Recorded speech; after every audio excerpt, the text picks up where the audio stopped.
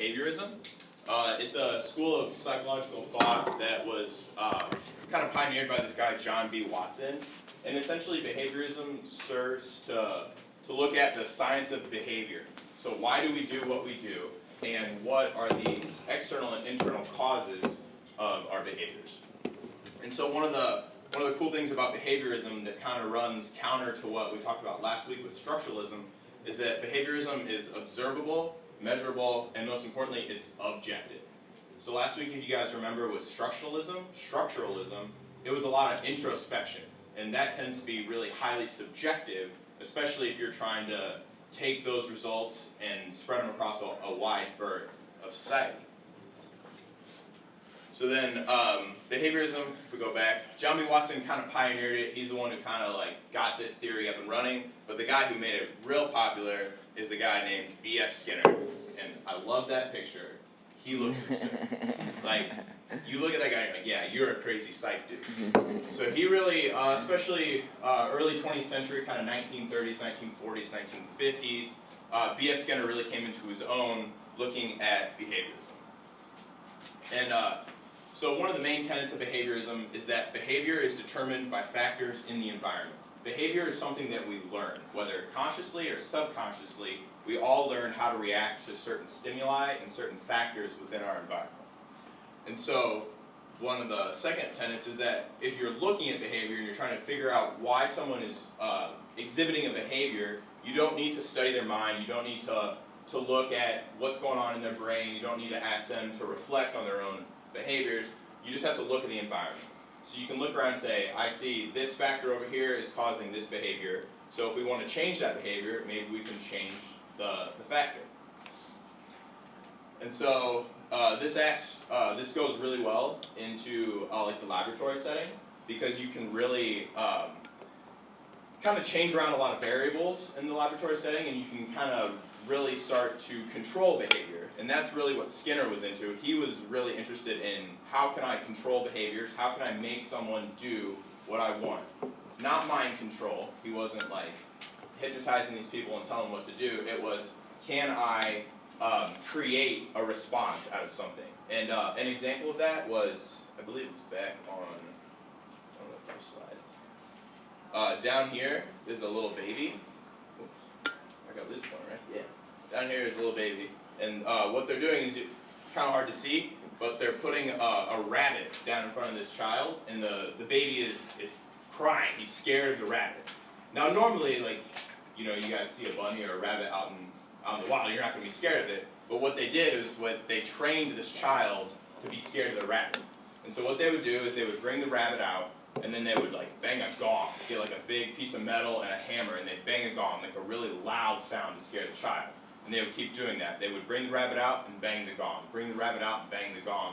So they trained the child to see the rabbit, and he would feel fear because he knew what was coming. So then when they would take the gong away, they can just put the bunny right in front of the child, and the child exhibits the behavior of being scared. Right? So it's this training, kind of like how you would with a dog. Has anybody ever taken like a puppy to like dog training school or anything? No? Oh, wow. Okay, so like, you guys know how you train puppies? Like, when the puppy does something good, you give it a treat, right?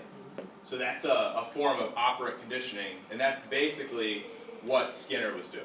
He was training animals, and theoretically he wanted to use it on humans as well, but that's like pretty highly unethical. But anyway, so he was like training animals to do what he wanted. And he would do this through, we have a video here of, this is a type of, he invented this device called the Skinner box, and basically it was a way to experimentally control behavior.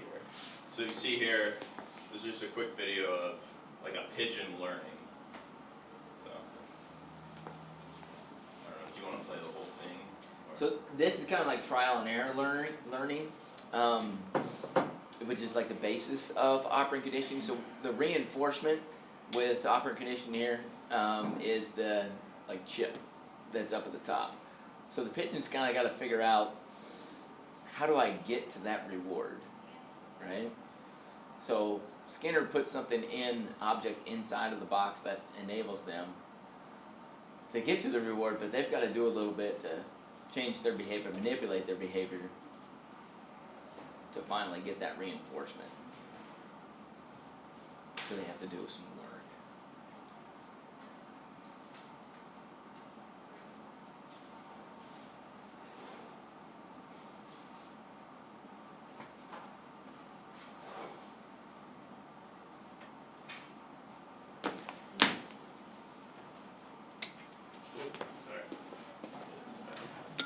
Alright, so just to continue, as we were talking about with operant conditioning and the Skinner box, it's basically just a means of controlling behavior through either an input, so you control the input to control the output. So you use like rewards, internal, external, oops, I'm hitting all the wrong buttons here. Anyway, and so then what Skinner concluded out of this is that humans have no free will. He saw the concept of free will as an illusion because we don't control our responses. All our responses and all our behaviors are controlled by our environment, and they're a product of either our learned history or they're a product of learned history and Like our past experiences? yeah, past experiences. Thank you. And so then, just kind of a quick side note, which I thought was kind of cool, I never knew this, but Skinner wrote a novel called Walden 2, and it's basically this like utopian take on, he like created a society where you create a utopia by controlling all the external circumstances to like control human behavior. So basically there's one guy at the top who's just running this whole society by controlling all the socioeconomic factors, and it's basically just a real life exercise in what Skinner thought the possibilities for his concepts were. And then on this slide, this is a much better picture of a Skinner box. So as you can see, you have the mouse, and then there's lights and levers and all these kinds of things. And basically what would happen is, like the green light, if the green light flashed and the mouse pushed the lever, then a piece of food would come out. If the red light flashed and the mouse pushed the lever, then down here, there's the floor, it's an electric floor, so it would shock the mouse. So therefore the mouse would learn light red equals bad, green light equals good. So you could teach the mouse how to interact with the box based on positive and negative consequences. And then here's another clip. He taught some pigeons how to play ping pong. So you want to go ahead and show this. And then there's also rewards and punishments based on the outcome of the ping pong game.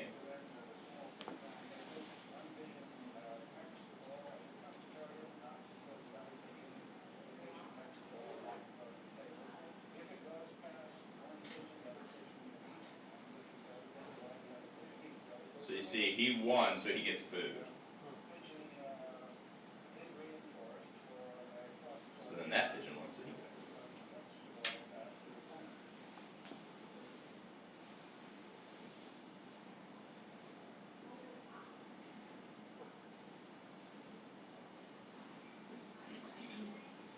And I believe we're on to psychoanalysis. Yep, very good. Thank you, Mr. Glick. So you can see applications of behaviorism and the work of Skinner today. You see it all over the place. You see it more specifically related to you guys, right?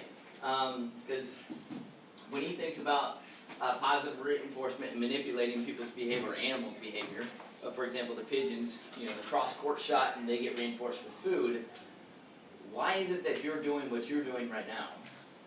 Like taking notes. Why do you take notes? So you get good grades, right? The grade is the positive reinforcement. The grade is the equivalent of the food for the pigeon, okay?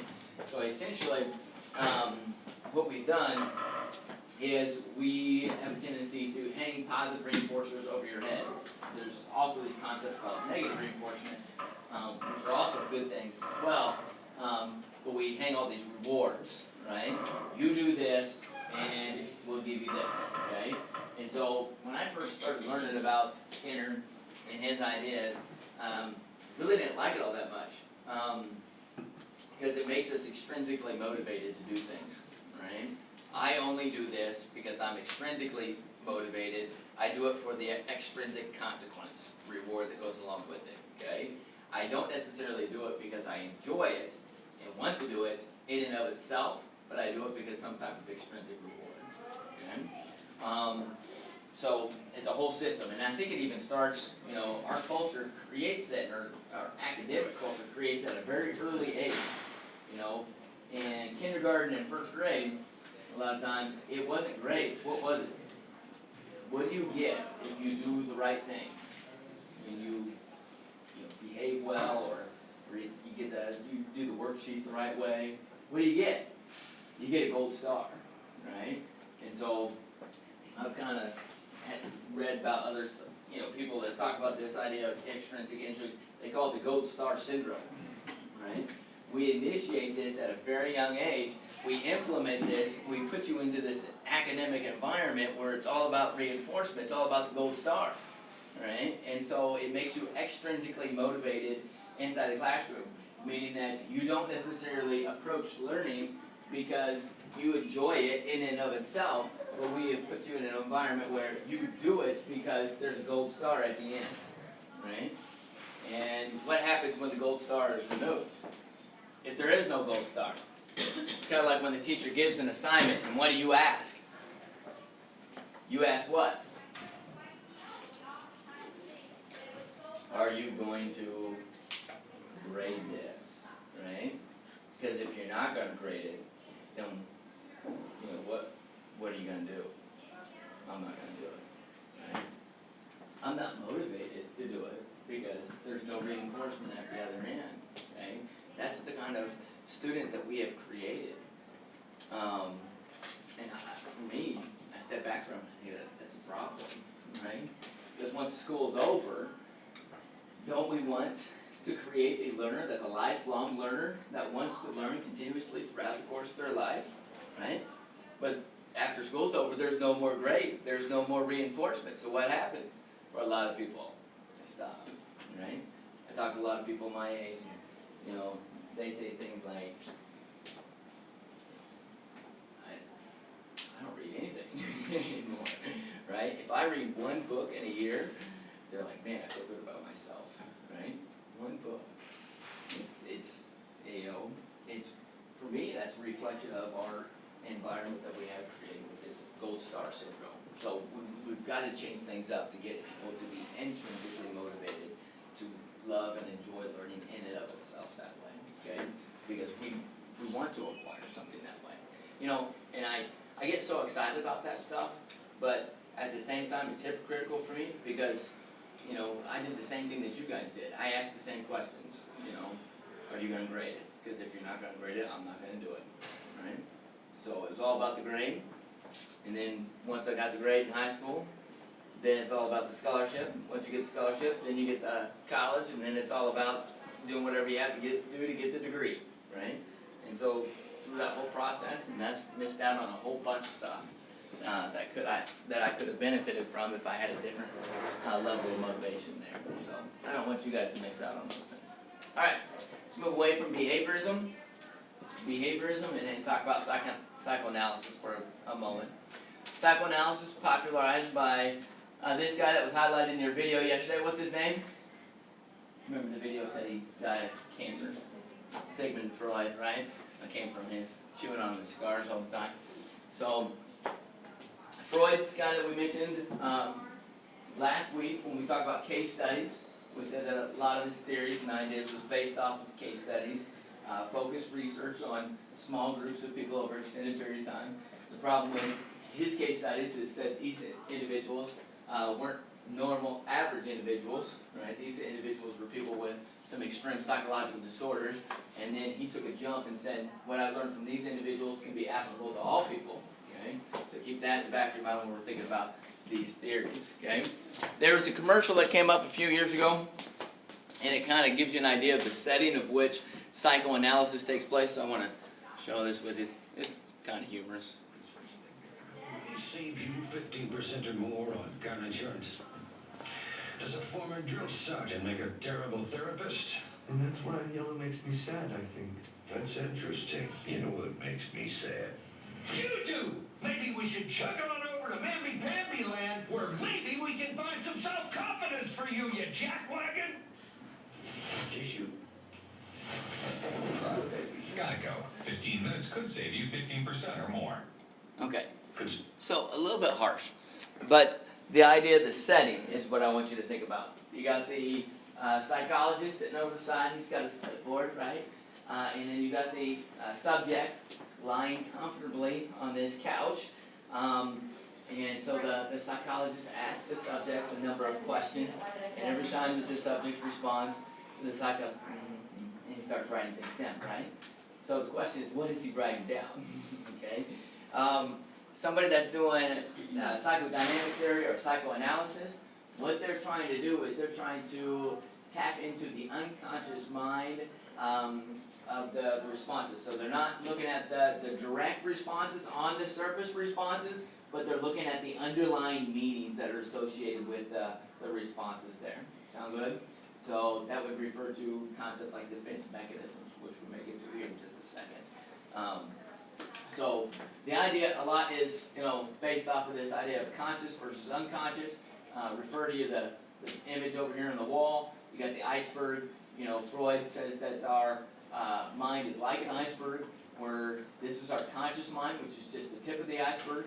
So what we think of the mind is like huge, right? Massive, but in reality, everything that we think of as our mind is really just this, the conscious, and the reality of it is the unconscious mind is massive down here, okay?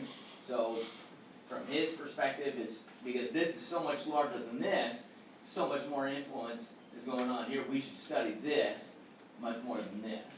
Sound good? So the question is, how do we tap into our unconscious mind? How do we measure it? How do we study it? Okay, so one method by doing that is by psychoanalysis. All right, this method of listening to people's responses, but then trying to look at their underlying meanings there. Okay. Another method by which you can tap into one's unconscious mind would be dream interpretation.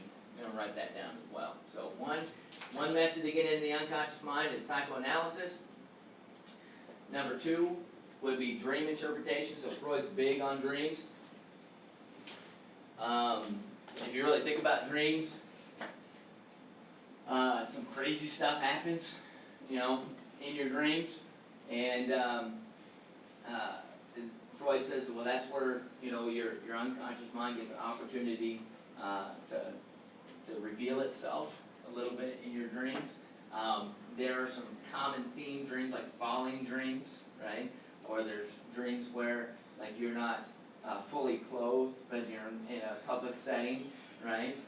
You're worried about being exposed. There are other common dreams of, like, you're being chased, right? And so with those common themes, there's usually, a common explanation for that. So, for example, like the one that you're not fully dressed in front of public people in a public setting. A lot of times it's like you have something that the suggested interpretation is there, that you have something that you don't want other people to know about, that you're worried that other people will find out about. Everybody got that? So maybe it's like you said something about somebody, right, that you regret, and you don't want people to find out that you said that. And so you may have that dream that exemplifies your desire to keep that stuff hidden. Right? So, and there are other times when you have some very random dreams, and dream interpretation is very subjective. And Freud kind of really got to that particular point, identifying the subjectivity of it. For example, I had a dream last night. I had a conversation with my dad. For some reason, I wanted to tell him how much I was making with my salary. Right? So there's some issues, right? So that's going to mean something. If you had that dream and I had that dream, it's going to mean different things, right? So it varies quite a bit there. Okay. So dream interpretation would be number 2, and then number 3 would be hypnosis. Hypnosis is something that Freud is big on as well. How to tap into the unconscious mind. So you got 3 different methods. Dream interpretation and hypnosis. All right, basis of psychoanalysis, the ideas behind it says you're controlled by your unconscious impulses. So behaviorism says that you really have no free will, but you're controlled by the environment around you and the stimuli that you're exposed to. Psychoanalysis says your unconscious mind is really what controls you and it has an influence on your behavior. There's this constant conflict between the conscious mind and the unconscious mental process, unconscious mind. We are constantly thinking about ways to suppress the selfish desires that are found in our unconscious mind. We keep on trying to push those down below the surface, so that if they come up and they get into our conscious mind, a lot of times we end up doing some things that we regret because of how selfish they really are. This one, do want you to take note of. Psychoanalysis was extremely popular in the 20th century, especially at the beginning of the 20th century. Extremely popular, right? Today, it's been replaced by other psych perspectives, approaches to analyzing human behavior, especially cognitive psychology, which we'll look at a little bit more tomorrow, right? However, even though I say that it has diminished, right, the terminology and the ideas behind Freud, that they're always out there, right? For example, I have a friend of mine that's in the medical field, and she has kids just like I have 2 kids. And so what do? We look at our children, and we look at the struggles that they're having, and we say, they're in this particular psychosexual stage that's associated with Freud, right? So we just like to really, dabble in this stuff, even though, it's recently diminished, okay? People still like the ideas behind it, okay? All right, so personality theory and personality development is a big part of Freud's ideas of psychoanalysis. And this is a key component to why do we, think the way that we think or behave the way that we behave. It's a struggle between these 3 components of our personality, the id, ego, and superego, okay? So we need to differentiate these 3 things, the id, ego, and superego. All right, the id, the best way for me to help you to visualize and think about these 3 concepts is like for you to think back to early cartoons. So the cartoon character gets in a predicament, and then like the show stops for a second, like he pushes pause, right?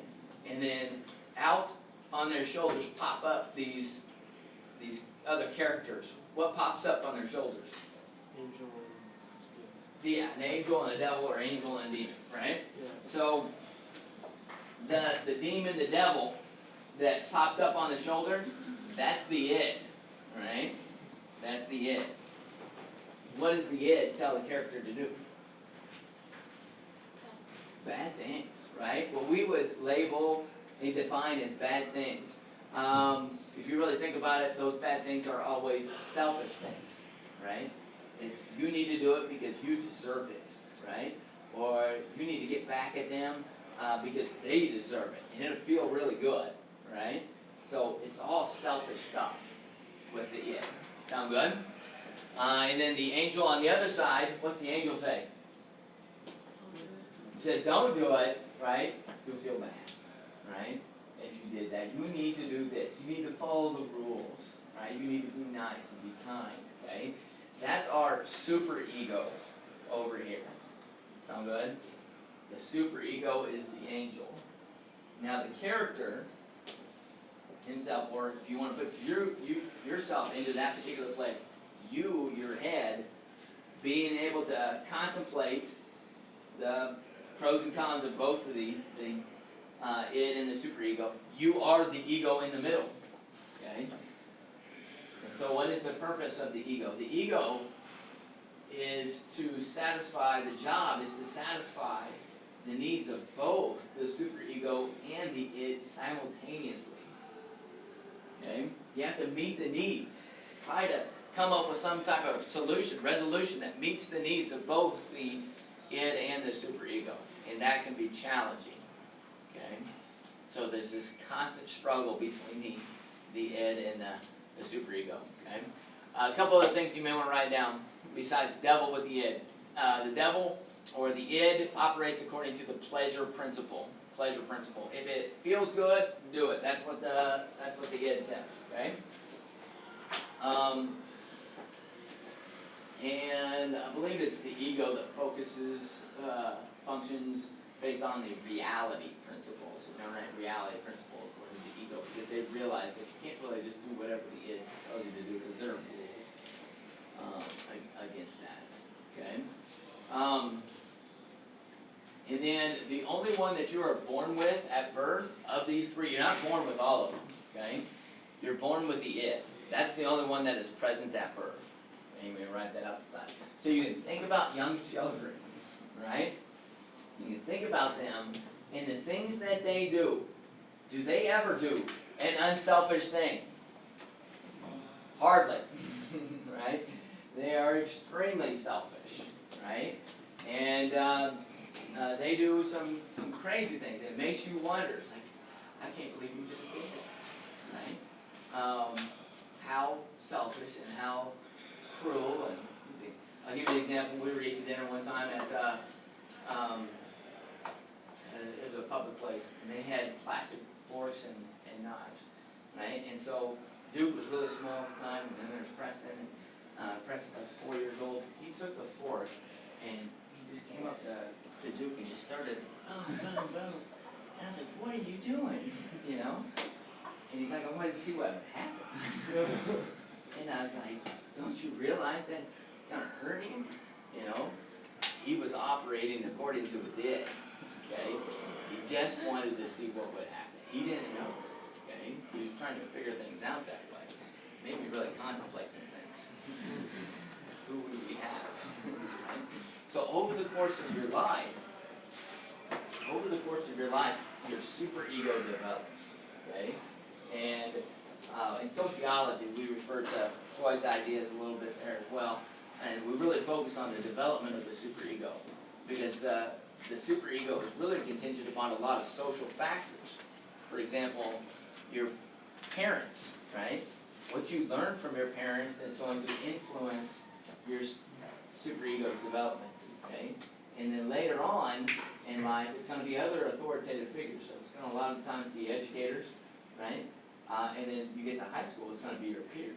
Your peers are going to influence your superego's development as well. Sound good? So there's this constant struggle between those three factions. Okay? If you let the id run wild, you know, you'll probably end up in prison, right? Because you do some just outlandish, selfish things. Okay? All right.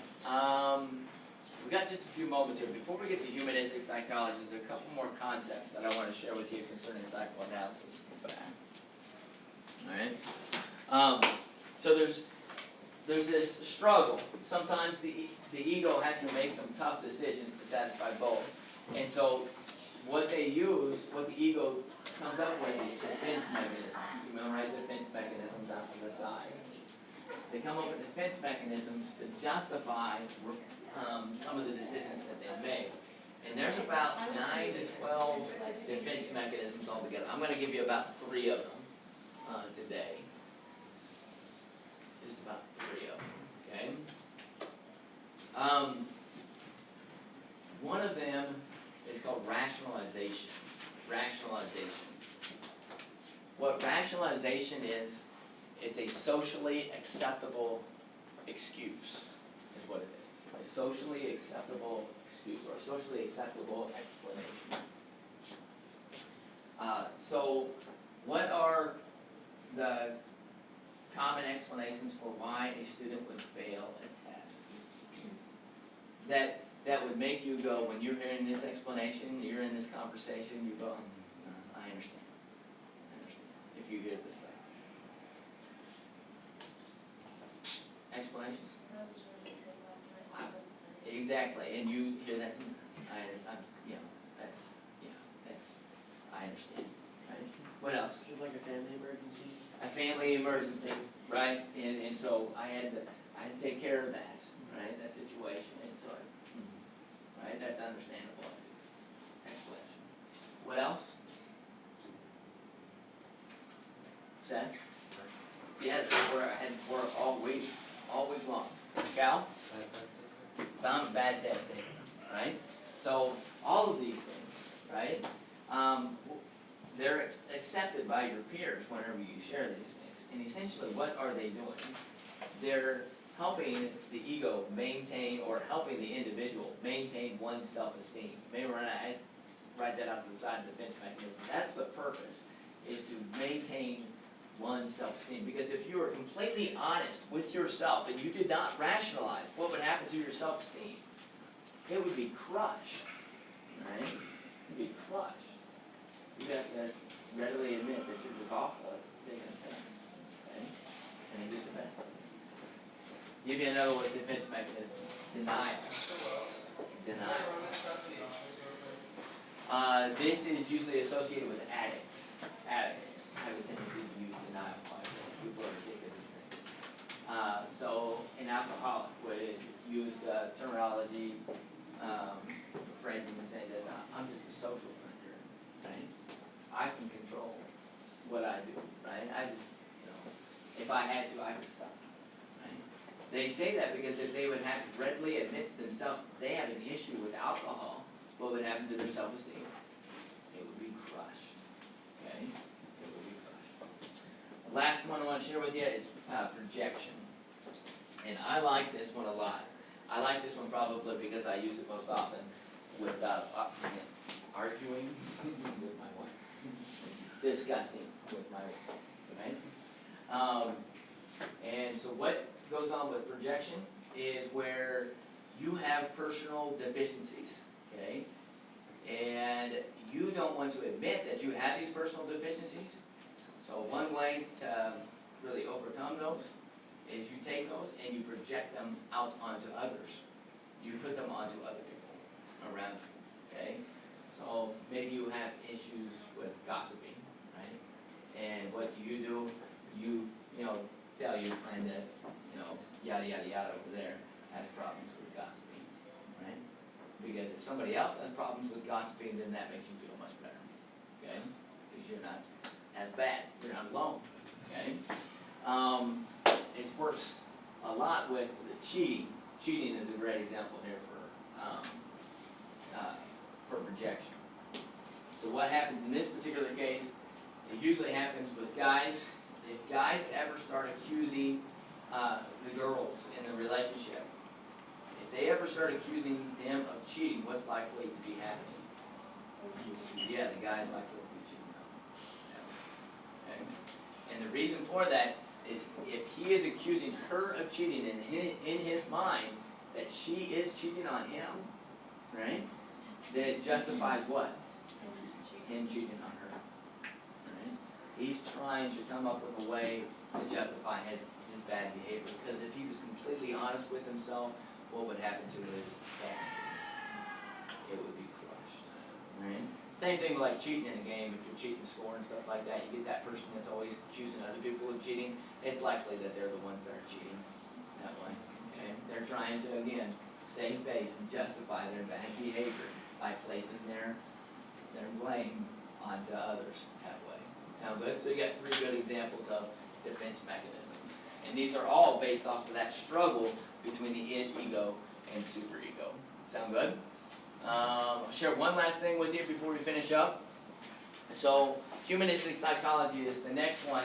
And what one easy way to differentiate those 3 is to think about how psychologists would approach a newborn baby, right? And whether they are good, bad, or nothing, right? So for a psychoanalyst like Freud, he would say that a newborn is innately what? Are they innately good, are they innately bad, or are they innately it, meaning neither good nor bad? They are innately bad, right? Because they have the id, right? And that's very selfish, okay? Humanist psychologists, I'll go ahead and give you that for tomorrow. They say that they are innately good.